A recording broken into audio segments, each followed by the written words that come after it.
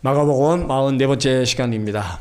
하나님 나라와 재물과 하나님 나라에 대해서 말씀하고 있습니다. 지난 시간에 한 부자가 예수님께 나와서 무엇을 하여야 영생을 얻으리까 물었습니다. 예수님은 계명을 다 지켜라. 그랬더니 부자가 나는 어려서부터 계명을 다 지켰습니다. 그러면 네 가진 것을 팔아서 가난한 자들에게 나눠주고 나를 쫓으라. 그랬더니 부자는 근심해서 돌아갔다. 참 하늘에 보화가 있을 거다. 예수님의 제자가 되는 그런 모든 것을 포기하고 지금 가지고 있는 재물 때문에 예수님을 떠나는 그런 안타까운 모습을 봤습니다. 오늘 말씀은 부자가 돌아간 다음에 예수님은 제자들의 반응을 보면서 한 말씀 하시는 거예요. 자, 23절 있습니다. 예수께서 둘러보시고 제자들에게 이르시되 재물이 있는 자는 하나님 나라에 들어가기가 심히 어렵도다 하시니, 재물이 있는 모든 사람이 하나님 나라에 들어갈 수 있다는 말이 아닙니다. 재물이 많은 자는 하나님 나라가 들어가기가 심히 어렵다고 말한 거예요. 이거 잘못 이해하시면 안 됩니다. 재물이 많으면 하나님 나라 못 들어간대. 여러분, 그게 아니에요. 응? 재물이 많은 사람이 하나님 나라 들어가기가 심히 어렵다는 거예요. 그러니까 여기 한 부자가 보여주었잖아요. 재물에 대한 소유욕이 장애가 되어서 영생을 거절하는 경우가 많다는 겁니다. 그러니까 이 얘기를 딱 듣고 나니까 제자들이 놀라지 않을 수 없는 거예요. 그래서 24절에 보면 제자들이 그 말씀에 놀라는지라. 유대인의 전통 입장에서 보면 재물은 하나님 주신 복으로 알고 있었습니다. 그런데 예수님은 재물 때문에 하나님 나라 들어가기가 심히 어렵다고 하셔서 이해가 안 가는 거예요. 그러니까 예수님은 부자가 하나님 나라 들어가기 어렵다고 말씀하세요. 자, 24절, 25절을 읽습니다. 제자들이 그 말씀에 놀라는지라 예수께서 다시 대답하여 가라사대 얘들아, 하나님 나라에 들어가기가 어떻게 어려운지 약대가 바늘기로 나가는 것이 부자가 하나님 나라에 들어가는 것보다 쉬우니라 하신대. 자, 여기 낙타는요 팔레스타인 지방에서 가장 큰 동물입니다. 그리고 바늘귀는 생활권에서 가장 작은 구멍이에요. 그 낙타와 바늘귀에 대해서 해석이 다양합니다. 문자 그대로 낙타와 바늘귀로 보는 견해가 있어요. 짐승인 낙타가 바늘질하는 바늘귀로 들어가기 힘든다는 것을 의미합니다. 이것은 무엇을 강조하기 위해 사용하는 유대인들의 특징적인 과정법으로 보는 겁니다. 그리고 낙타는 좁은 문으로 보는 견해가 있어요.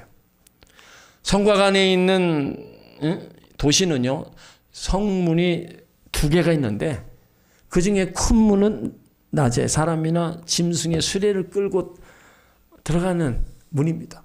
근데 작은 문은 밤에 사용하는 문이에요. 그래서 사람이 들어갈 수 없을 정도로 작은 문입니다. 그래서 그 문은 흔히 바늘귀 문이라고 불렀어요. 그러니까 이런 경우 낙타처럼 큰 짐승이 좁은 문으로 들어가는 게 힘들다는 겁니다. 그리고 밧줄과 바늘귀로 보는 견해가 있었어요. 선박용 굵은 밧줄이 바늘귀에 끼기 힘들다는 것을 의미합니다. 이 3가지 이론 중 어느 것을 보더라도 본문의 뜻에 다 변함이 없습니다. 이렇게 부자가 하나님 나라에 들어가는 것이 어렵다는 거예요. 부자가 하나님 나라에 들어가기 힘든 것은 그 재물이 자기의 우상이 되기 쉽기 때문입니다. 부자에 대한 비판적인 말씀을 들은 후 제자들이 이제 고민에 빠진 거예요. 부자가 하나님 나라 들어가기 불가능하다. 그러면서 놀란 거예요. 당시 유대교에서는요, 금식, 구제, 기도를 3대 경건으로 여겼습니다. 그러니까 부자는 구제를 많이 할 수 있기에 하늘의 보화를 쌓는 것으로 의 선행을 부러워했어요. 어쩌면 이 제자들이 놀란 거는 이 부자 청년이 그들의 모델이 되었을 것 같아요. 신앙도 좋고 세상에서 성공했고 많은 사람의 선망의 대상이 된 부자 청년. 그런데 예수님 앞에서 근심하며 떠나가는 걸 볼 때 제자들이 부담을 느꼈을 겁니다. 예수님께서 제자들에게 재물이 영생을 얻는데 걸림돌이 된다. 부자 청년을 바라보면서 얘들아, 저 부자 청년을 봐라. 부자가 천국에 들어가는 것이 낙타가 바늘기로 들어가는 것보다 어렵다. 그러니까 재물이 많은 사람은 그것을 가장 중요한 가치로 여기고 가장 큰 행복을 여기고 싶습니다. 돈만 있으면 다 된다. 돈이 최고다. 재물의 우선순위를 두고 그러다 보면 아무리 가서 복음을 전해도 거절하기 쉽다는 거예요. 결국은 그 재물로 인해서 복음이 들어가지 않고 복음이 받아들이지 않는 그런 경우가 발생할 수 있다는 겁니다. 여러분, 부자 되는 그 자체는요, 죄악시하면 안 됩니다. 부 자체는 죄가 아닙니다. 부 자체는요, 하나님이 복 주신 가운데 하나예요. 그래서 부자 가운데 재물로 인해 은혜를 거절하는 것이 아니라 오히려 더 쓰임받은 사람도 많이 있습니다. 자기가 가지고 있는 재물 가지고 나누고 베풀며 사는 사람 많이 있어요. 성경에도 보면 삭개오도 그랬고요. 아리마대 요셉도 그랬고 디모데도 다 부자였습니다. 그들은 예수님 만나고 나서 자기가 가지고 있는 거 다 나눠줬어요. 그러니까 부나 재물, 죄가 아니라 그것을 사랑하는 게 죄라는 거예요. 하나님보다 더 재물을 사랑하고 재물하면서 그것 가지고 오로지 자기의 쾌락과 정욕을 위해서 사는 거, 그것이 문제라는 거예요. 그래서 디모데전서 6장 10절에 보면 돈을 사랑하며 일만하게 뿌리가 되나니 이것을 탐하는 자들은 미혹을 받아 믿음에서 떠나 많은 근심으로서 자기를 찔렀다. 그러니까 돈을 너무 사랑하다 보니까 그 돈으로 인해서 죄를 짓는 거예요. 결국은 그것이 믿음에서 떠나게 만들고 결국 끝나요. 근심에 쌓여서 자기가 그 죄값을 받을 수밖에 없는 거예요. 재물에 대한 욕심이 너무 클 경우 예수님을 믿거나 따르는데 방해가 됩니다. 그것에 지나치게 집착하는 경우 하나님 나라 은혜를 받을 수도 없고 하나님 나라 사역을 온전히 감당할 수가 없습니다. 야고보 1장 14절에 오직 각 사람이 시험받는 것은 자기 욕심에 끌려 미혹됨이니 욕심이 잉태한 주 죄를 낳고 죄가 장성한 주 사망을 낳느니라. 부자라도 물질에 대한 욕심이 없으면 하나님의 일에 열심을 낼 수 있고 가난하더라도 재물에 욕심이 생기면 그 어떤 것도 할 수 없는 겁니다. 그래서 우리는 항상 자족하는 신앙을 가져야 됩니다. 사도 바울이 얘기했죠. 내가 궁핍함으로 말하는 게 아니다. 어떤 형태는지 나는 자족하기를 배웠다. 비천에 처할 줄도 알고 풍부에 처할 줄도 알고 배고픔과 배부름과 그 모든 일체의 비결을 배웠다. 그러니까 우리가 배부를 때나 가난할 때나 궁핍할 때나 그때 우리 신앙은 변함이 없어야 됩니다. 배부를 때도 잘하고 배고플 때 신앙 못하고 그런 신앙이 아니잖아요. 그러면 그런 대로 이러면 이런 대로 삶이 좀 변화가 있다 할지라도 신앙만큼은 하나님 사랑하는 것만큼은 변함이 없으라는 거예요. 그러니까 제자들은 예수님과 부자의 대화, 부자의 행동을 지켜본 거예요. 그리고 나서 부자가 돌아간 다음에 제자들끼리 서로 말하는 겁니다. 자, 26절 제자들이 심히 놀라 서로 말하되 그런즉 누가 구원을 얻을 수 있는가? 자, 자기들끼리 얘기하는 거예요. 누가 구원을 얻을 수 있는가? 재물과 영생에 대한 제자들의 통념이 깨지는 순간입니다. 낙타가 바늘길로 통과하는 것을 불가능하는 거기 때문에 아무도 구원받을 수 없다는 거예요. 왜냐하면 당시 유대인들은 부자가 되는 것을 하나님의 축복으로 이해했기 때문입니다. 그러면 제자들이 도대체 누가 구원을 받을 수 있단 말인가? 자기들끼리 서로 얘기를 하는 거예요. 그때 예수님이 하신 말씀이 27절입니다. 27절 있습니다. 예수님께서 저희를 보시며 가라사대 사람으로는 할 수 없으되 하나님으로는 그렇지 아니하니 하나님으로서는 다 하실 수 있느니라. 자, 영생은 생명의 근원이신 하나님에게서 나오는 겁니다. 생명도 하나님이 주시는 겁니다.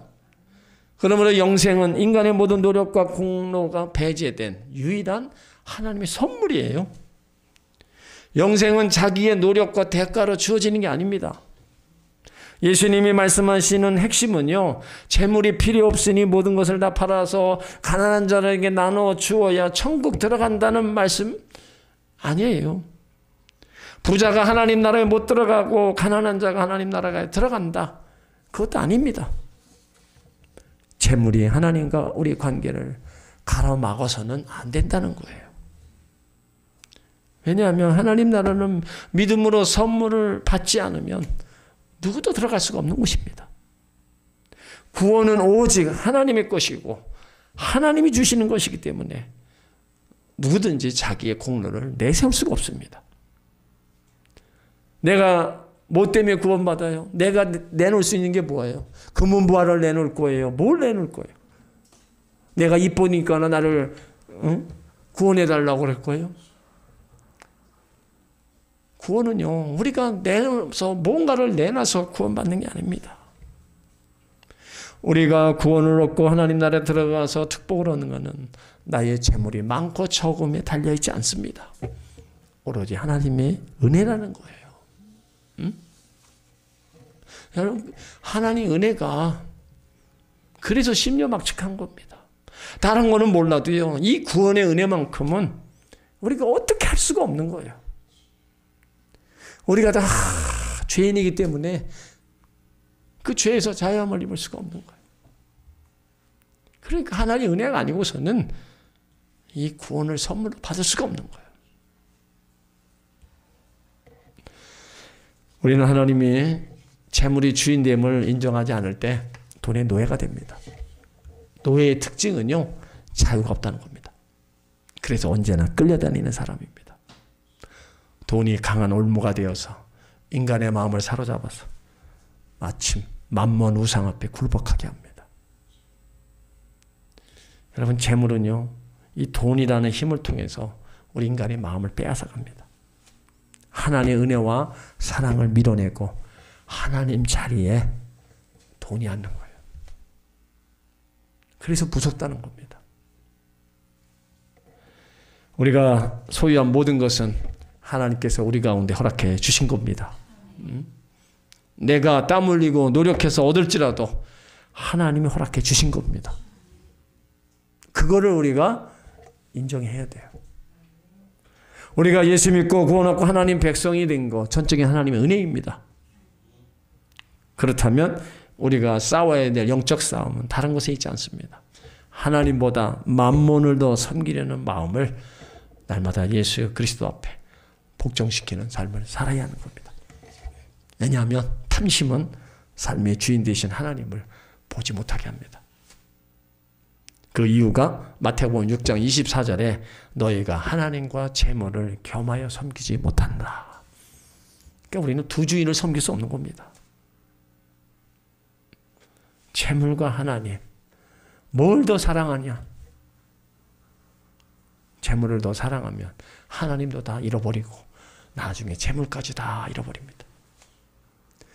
물질의 주인 되신 하나님을 우리가 사랑하고 우리가 가다 보면 재물은 하나님의 은혜와 복 가운데 우리가 수고하며 애쓰는 곳에 하나님이 열매로 주시는 거예요.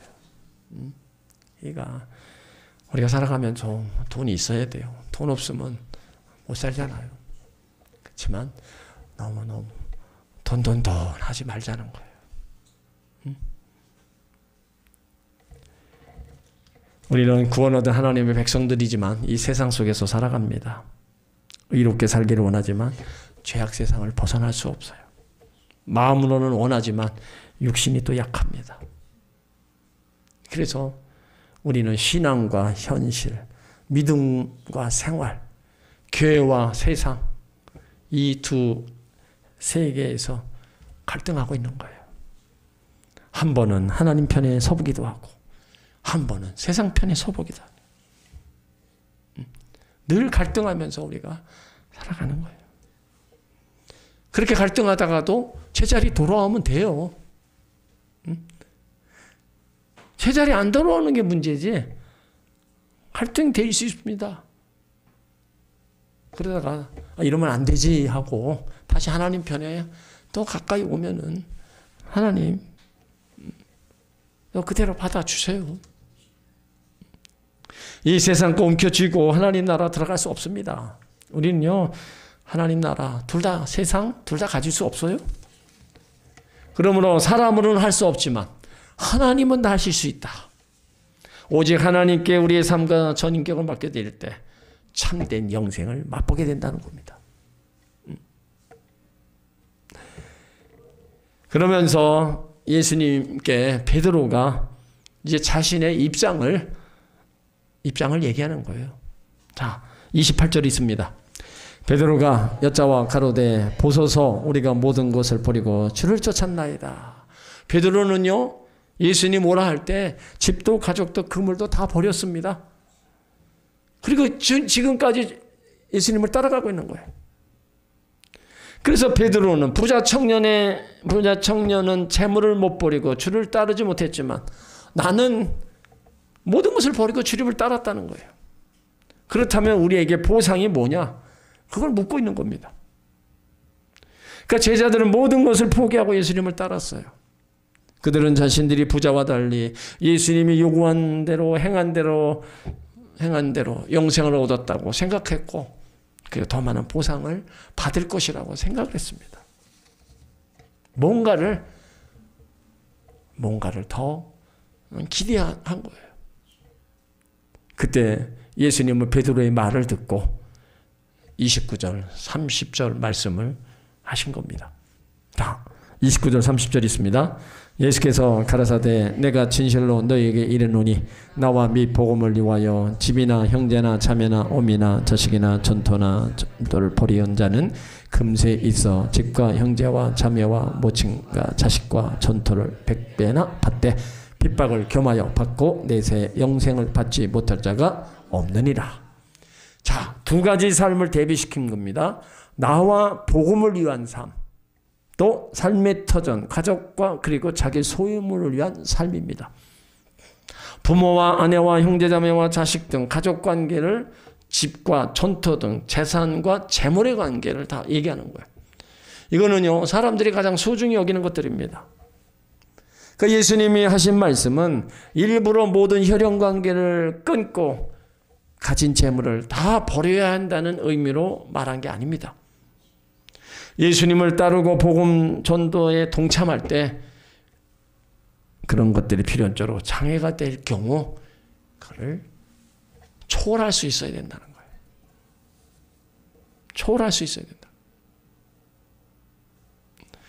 그러니까 우리가 신앙생활하고 우리가 여러 가지 뭐 봉사하고 이럴 때 방해될 경우가 있어요. 때로는 가족 중에서도 또 핍박하고 교회 못 가고 다른 거 못 하도록 방해할 수도 있어요. 그런 걸 뭐예요? 다 초월하라는 거예요. 부모 자식을 다 버리라는 얘기가 아니고 재산을 다 버리라는 게 아니고 그런 상황이 닥쳐왔으면 그것을 다 초월해서 하나님 잘 섬기고 믿음의 길, 복음 증거자로 살으라는 겁니다. 그런 자는 예수님을 따르고 복음 전도에 동참하느나 그들이 상실한 거, 그들이 잃어버렸던 거 세상에서 100배나 더 받게 된다는 겁니다. 결국은 보상해 주신다는 거예요. 예수님께서 복음과 하나님 나라를 위해서 선포한 거는요, 장차 100배로 갚아주신다는 겁니다. 그리고 예수님을 따르고 섬기는데 방해된 것을 버리고 하나님을 의지할 때 영생을 얻게 된다는 겁니다. 현세에서 100배 받지만 또 핍박과 박해도 받아야 된다는 거예요. 자, 핍박은 있으면 그 사람은 더 강해집니다.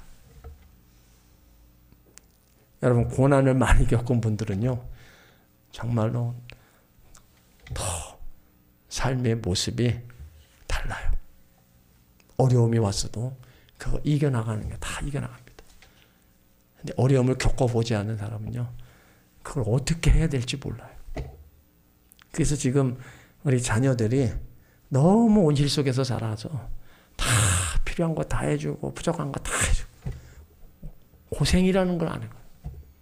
참 우리가 자랄 때하고 지금 여러분 자녀들 손자 손녀 자라는 모습하고 비교나 됩니까? 요즘 먹을 것이 그냥 넘쳐나서 골라 먹어도 지들 좋아하는 거 먹지 다 갖다 버리잖아요. 뭐 자랄 때 먹을 거 있었어요?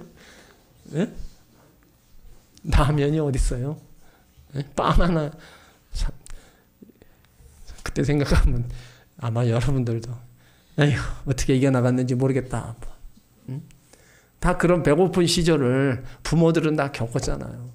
그렇게 살아가면서 고생도 엄청 하고 그런 거 다 이겨나왔고, 그래서 한편으로는 부모님들이 내가 이렇게 고생했으니까 자식들은 고생시키지 말아야지 하면서 그냥 다 해주는데 그게 결국은 때론 자녀에게 독이 될 수가 있다는 거예요. 그래서 여러분 방학 때 가서 알바도 시켜보고요, 밖에 나가서 할 수 있으면 고생도 한번 해봐야 돼요. 정말로 힘들게 돈을 벌어봐야 돈 안 씁니다. 알바한 학생이 한 시간에 지금 한 몇천 원 받아요. 그러면 여러분 햄버거 세트 하나가 한 10,000원씩 갑니다. 그거 먹겠어요? 자기가 알바해서 번 돈 가지고 햄버거 10,000원짜리 사 먹겠어요? 못 사 먹습니다. 자기 돈 가지고는 안 사 먹어요. 어떻게 내가 번 돈인데 이걸 햄버거 하나 사 먹고 안 사 먹습니다. 그만큼 자기가 힘들게 벌어서 돈을 벌어보니까 함부로 안 쓰는 거예요. 그냥 용돈 받으면 그냥 부모에게서 계속 나오는 줄 알고 그냥 가서 쓰는 거예요. 그러니까 자녀들이 달라고 해서 다 줘도 안 됩니다. 안 되는 건 안 되는 거고, 꼭 필요한 거는 줘야 되겠지만, 그러니까 우리가 신앙생활도 핍박이 있어요. 어려움 많습니다. 여러 가지로 힘든 일 많아요. 그래서 신앙의 길이 좁은 길이에요. 예수님도 그 길을 가셨고 우리도 그 뒤를 따라가기에 힘들고 어려워도 어떻게 해요? 인내하면서 참고 가는 거예요. 힘들다고 아예 못하겠다고 내려놓을 수 없는 겁니다. 그러니까 예수님도 그 얘기 하신 거예요. 핍박을 받되 내세 영생을 받지 못하다고. 이 땅에 살아가면서 핍박이 있는데 결국에는 그걸 이겨나간 사람에게는 영생이 주어진다는 거예요. 그러니까 신앙생활은 영생은요 끝까지 견디고 끝까지 주님 앞에 있는 자에게 주어지는 겁니다. 중간에 나가고 여러분 떠나면 절대로 주어지지가 않는 거예요. 그래서 오늘 31절에 예수님 말씀하신 의도가 하나님 나라의 새로운 관점에서 말씀하신 거예요. 그러나 먼저 된 자는 나중되고 나중된 자로서 먼저 될 자가 있다. 먼저 신앙생활하고 먼저 예수 믿다가 어떻게 돼요? 제대로 안 해서 나중된 사람들이 더 열심을 내서 먼저 믿은 사람보다 더 믿음 좋고 신앙 안에 열심히 나가는 자들이 있다는 거예요. 그러니까 더 열심을 내라는 겁니다. 먼저 된 자는 먼저 된 자로서 더 핍박이 있고 어려워도 더 열심을 내서 가라는 거예요. 그렇지 않으면 나중에 은혜 받고 나중에 예수 믿은 사람이 더 열심을 내는 자도 물론 있습니다. 뒤처지지 말라는 겁니다. 예수님 앞에서 가족과 재산 포기하고 예수님을 따르는 자, 그 사람들에게 보상을 말씀하셨어요. 베드로와 제자들은 그 말씀을 들으면서 당연히 자기들은 보상을 받을 것이라고 생각했습니다. 그들은 가족과 고향 재산을 버리고 예수님을 따랐고 예수님 사역에 동참하느라 많은 수고와 핍박을 받았어요. 그러나 예수님은 속담 형식을 불어 그들의 생각에 일침을 가한 거예요. 먼저 된 자가 나중될 수 있고 나중된 자가 먼저 될 수 있다. 그러니까 예수님을 따라 복음사역에 헌신하는 거 사람들이 보기에 평가, 하나님 평가는 다를 수 있습니다. 하나님 나라의 가치 질서는 세상 가치와 정반대되는 것이라는 겁니다. 베드로가 자신들이 주님을 따르기 위해 집, 가족, 생업, 모든 것, 그물까지 다 버리고 우리에게 큰 축복이 있을 것이라고 생각했던 사고방식을 물리친 겁니다. 그러니까 하나님 나라 원리는요, 오늘 내가 믿음으로 하나님 나라와 복음을 위해 무엇을 하고 있느냐, 어떤 대가를 치르고 있느냐. 예전에 열심히 한 거 물론 좋습니다. 그렇지만 예전에 열심으로만 끝나면 안 되는 거예요. 꾸준하게 지금도 해 나가야 되는 겁니다. 정말 내가 몸이 아파서 할 수 없다면 그때는 내려놔야죠. 그렇지만 아직까지 내가 그래도 힘이 있고 내가 그래도 아버지까지 하나님 전에 나올 수 있고 그렇다면 그거를 우리 계속 해 나가야 되는 거예요.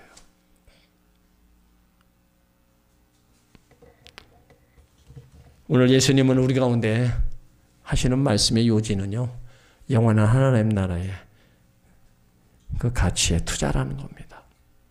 잠깐 있다 사라져버릴 세상 삶에만 집착하지 말고 영원히 지속되고 영원히 변치 않는 하나님 나라 복음에 투자라는 거예요. 하나님 나라와 복음, 예수님과 관련된 모든 사역의 일입니다. 주의 몸된 교회에서 수고하는 거 다 하나님 나라를 위해서 다 행하는 일입니다. 우리가 전도하는 일, 다음 세대에 세워나가는 일, 자녀들을 말씀으로 가르치는 일, 다 하나님 나라를 위해서 행하는 일들입니다. 그 일들을 계속해 나가라는 거예요. 우리는 하늘의 보화를 발견한 사람들입니다. 그걸 발견했다면은요, 그 밭을 우리가 다 소유한 자예요. 그래서 마태복음 13장 44절에 천국은 마치 밭에 감추인 보화와 같으니 사람이 이를 발견한 후 숨겨두고 기뻐하며 돌아가서 자기의 소유를 팔아 그 밭을 샀느니라. 그러니까 이 사람은 밭에 감추인 보화를 보고 기뻐해서 그 밭을 산 거예요. 밭이 보상받는, 밭이 보상받은 것이고, 기쁨입니다. 다 팔아서 밭을 샀다. 기쁜 거예요. 그래서 다른 사람이 보기엔 미친 짓입니다. 그런데 예수님을 알고 예수님을 믿는 것이 기쁨이고 축복이라는 걸 알았어요. 그래서 모든 것을 다 주님과 함께 이루어 나가고 같이 갈 길을 힘쓰는 거예요. 그러니까 우리 모두가 다 천국의 보화를 발견한 사람들이에요. 그 보화를 발견했다면 우리가 그걸 뺏기지 말아야죠.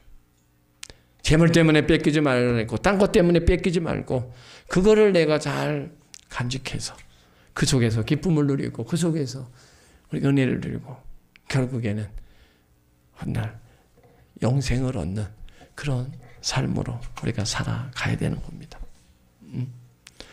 일시적이고 순간적인 만족을 주는 가치 없는 세상의 삶, 이런 삶은 지나가는 거잖아요. 우리가 세상 속에 살고 있으면서 하나님 나라의 가치에 우리가 더 투자하고 거기에 관심을 갖고 믿음의 길을 끝까지 가시기 바랍니다. 힘들고 어려워도 가다 보면 이제 도착할 때가 있습니다. 그날이 언제인지는 몰라도 우리는 지금까지 잘 달려왔다면 앞으로도